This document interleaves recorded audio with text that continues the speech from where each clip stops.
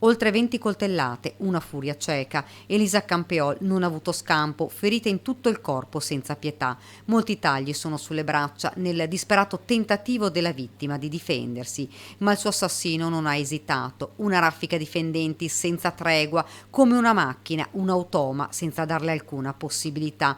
Voleva ucciderla. I colpi, quelli mortali, profondi agli organi vitali, erano più di uno e tutti sul torace. E la conferma del particolare ghiacciante, l'orecchio reciso di netto. Elisa non è morta subito. Sono i primi sconcertanti risultati dell'esame autoptico sul corpo della vittima. Un omicidio efferato dove rabbia e violenza hanno armato la mano di Fabrizio Biscaro. Le sue condizioni psichiatriche verranno vagliate nell'ambito di una perizia che sarà effettuata durante l'incidente probatorio, forse già entro la fine della settimana.